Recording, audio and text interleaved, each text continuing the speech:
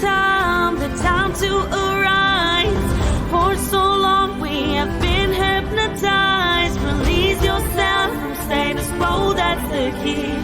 Let's be the change that we want to see. My name is Ida Benedetto. I'm based in New York City. It's a pleasure to be with you all today. And, you know, living with my research through the pandemic made me realize that some of the insights I have apply even to this kind of macro level, uninvited, difficult experience we've been through in terms of the pandemic. Let me share with you a little bit about the research. It came about inspired by a design practice I had where we'd create adventures to places you aren't supposed to be. We would explore abandoned, neglected locations that we found inspiring and bring people there without permission at all. And consistently, people were wowed and transported more than we would even expect. So I realized we were probably doing something right we were taking for granted.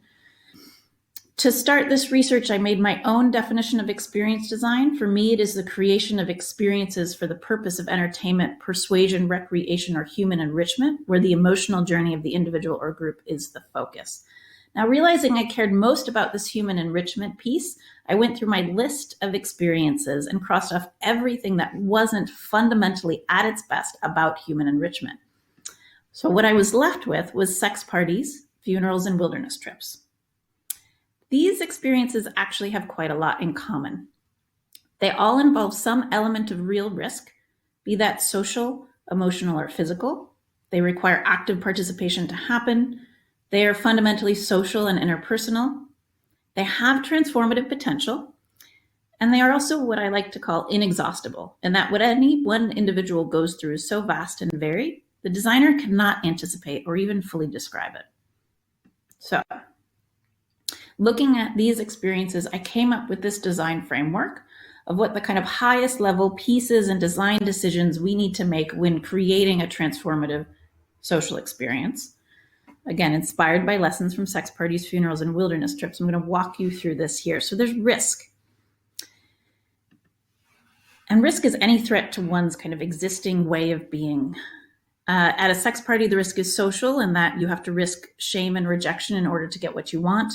At a funeral, the risk is emotional because you have to confront the chaotic experience of mourning as well as the existential terror of the fact that you too will die one day. And on a wilderness trip, the risk is physical because you are no longer in an environment designed to support your survival. The risk of injury or death is very real. And then we have the magic circle, which is a concept borrowed from game design, where you kind of step across what is often an invisible perimeter outside of your day-to-day life, outside of the regular rules of engagement, into a space where new magical rules apply. And so that magic circle I saw as being either conditioned or embraced.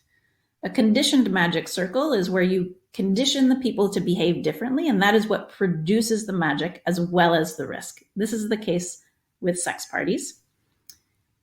In embraced magic circle, you actually have to cast a magic circle around something that is so threatening that it's difficult or impossible to approach without that magic circle. This is the case of a death, especially in a funeral where your loved one's body may be present. They have gone through a very dramatic transformation, and approaching that reality is difficult without casting the appropriate magic circle around it.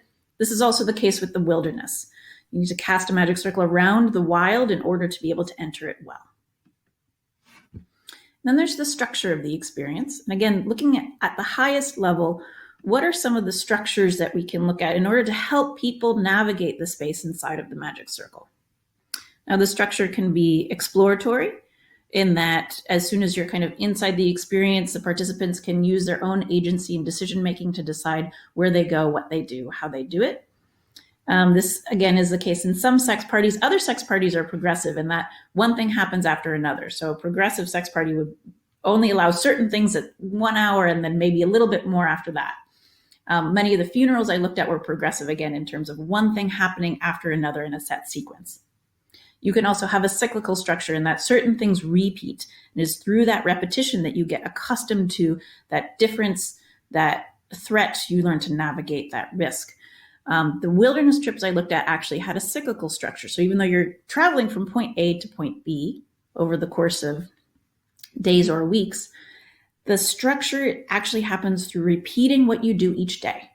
Getting up, making breakfast, breaking down camp, getting on the trail, whatever it may be. That cyclical structure is really what organizes the experience. And then lastly, we have the nature of the transformation. And I saw this kind of happening through either repetitive means in that you kind of visit a magic circle, you visit an experience several times, and it's through visiting that and kind of exiting back into your regular life and visiting again that something shifts and transforms within you. Again, many of the sex parties I looked at operated this way. You might have a mind-blowing experience after one sex party, but really it's through visiting a couple of times that you remediate your own relationship to your desire and your sexuality.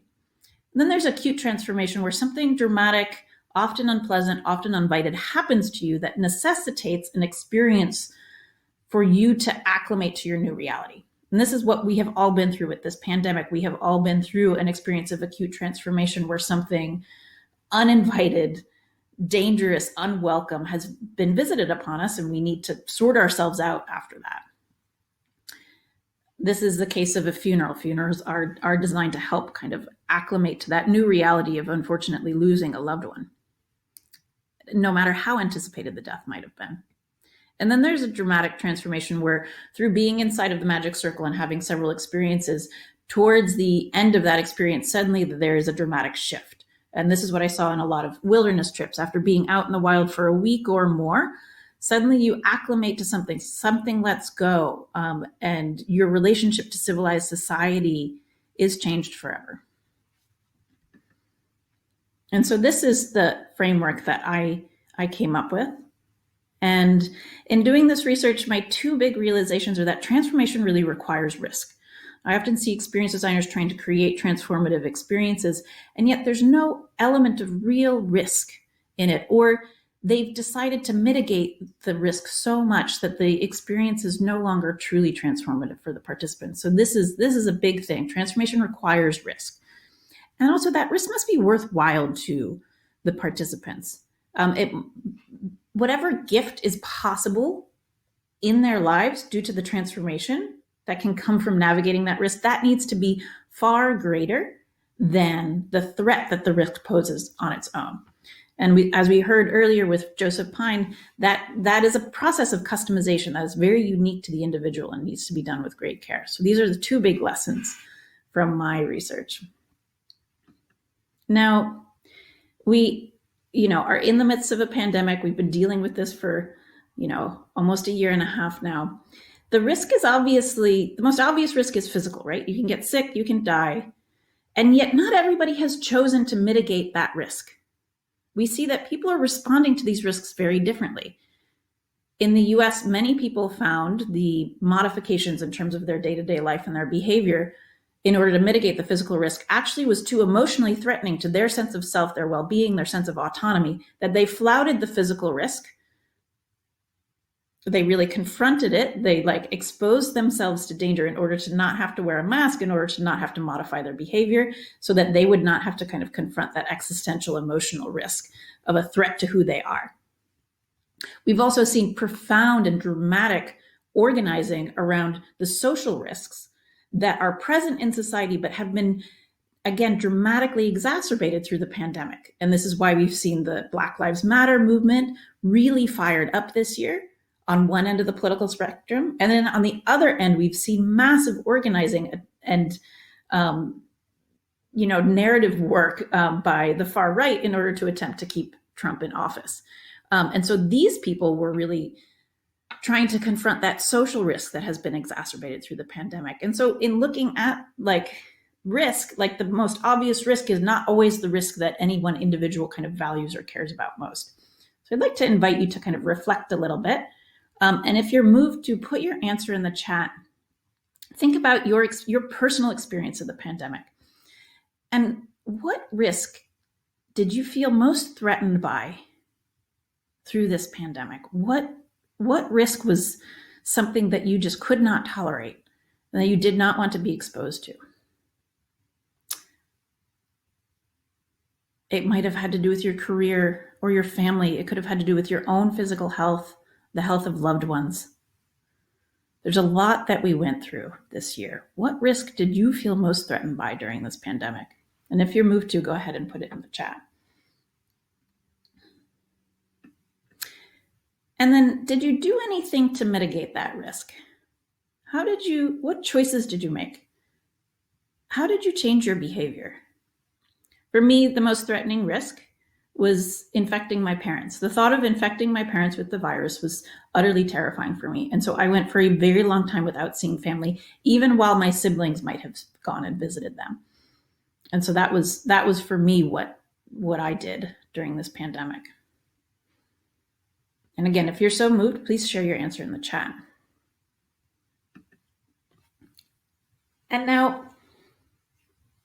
leaving that behind, connecting with the most threatening risk, probably you felt it in your body if you were courageous enough to really feel it. So like, shake that off, let it go. Now, what risk did you find personally most worthwhile? It could have been deprioritizing career in order to be more with family. It could have been confronting where your own physical health was at and changing your exercise routine or your diet. It could have been reconnecting with people that you were estranged from because, again, who knows, you could lose them forever. What risk did you personally find most worthwhile because of this pandemic? And again, I invite you to share in the chat if you would like to, if you want to feel a sense of connection with your other attendees here.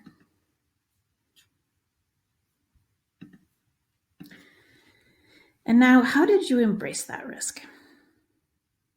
What did you do to really embrace that worthwhile risk? And did anything happen as a result?